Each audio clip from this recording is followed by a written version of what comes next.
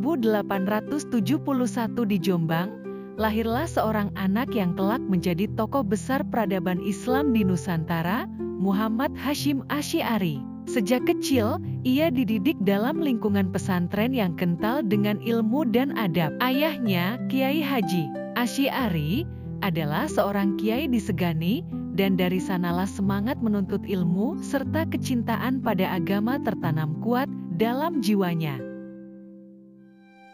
Kiai Hasyim muda menempuh pengembaraan ilmiah dari pesantren ke pesantren hingga ke Makkah. Di Tanah Suci, beliau berguru pada ulama-ulama besar dan memperdalam hadis, fikih, dan tasawuf. Bekal inilah yang menjadikannya bukan hanya alim, tapi juga visioner. Ia sadar bahwa umat Islam harus disatukan, bukan hanya secara akidah, tapi juga dalam perjuangan sosial dan kebangsaan.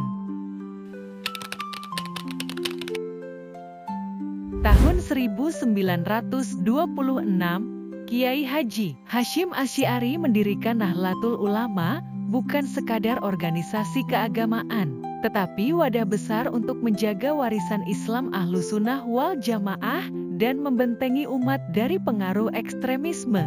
Nahdlatul Ulama didirikan bukan dengan semangat politik sempit, tapi demi menjaga ukhuwah dan wasatiyah Islam dalam masa-masa sulit penjajahan. Nahdlatul Ulama menjadi pelindung umat, dan Kiai Haji Hasyim Asy'ari menjadi pelita yang menuntun para santri, kiai, dan masyarakat awam agar tetap berada dalam jalan perjuangan dengan ilmu, akhlak, dan keberanian. Beliau menanamkan bahwa mencintai tanah air adalah bagian dari iman, dan tugas seorang ulama bukan hanya berdakwah di mimbar, tapi juga menjadi pelopor perubahan di tengah masyarakat.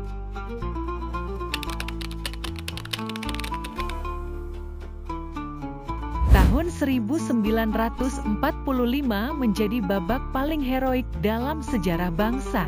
Saat Belanda dan sekutunya hendak kembali menjajah Indonesia pasca kemerdekaan, rakyat terpecah antara harapan dan ketakutan. Kiai Haji Hasyim Asy'ari, dengan keteguhan iman dan kecintaan pada negeri, mengeluarkan resolusi jihad pada 22 Oktober 1945.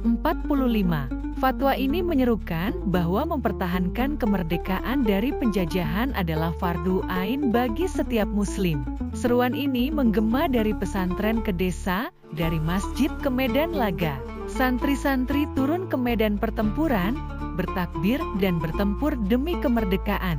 Fatwa ini pula yang menjadi ruh dalam pertempuran 10 November di Surabaya, peristiwa heroik yang kelak dikenang sebagai Hari Pahlawan. Resolusi jihad adalah bukti bahwa pena dan iman bisa menggugah perlawanan.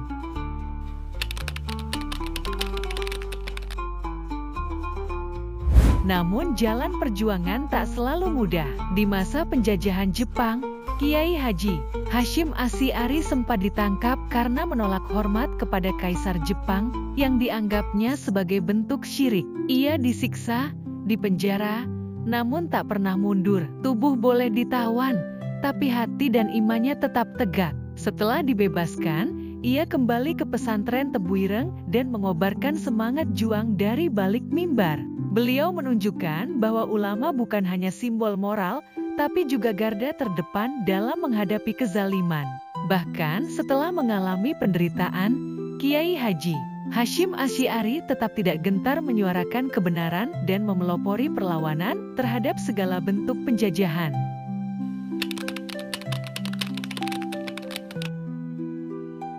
Kiai Haji Hasyim Asy'ari wafat pada 25 Juli 1947, tak lama setelah Indonesia memproklamasikan kemerdekaan.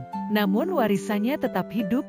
Nahdlatul Ulama menjadi ormas Islam terbesar di Indonesia, resolusi jihad menjadi tonggak sejarah perjuangan, dan pesantren-pesantren tumbuh menjadi benteng moral bangsa. Beliau dikenang bukan hanya sebagai pendiri Nahdlatul Ulama, tapi sebagai pendekar pena yang melawan penjajah dengan ilmu dan keteguhan iman, serta ulama pejuang yang menyatukan agama dan nasionalisme dalam satu napas perjuangan. Namanya harum di langit pesantren.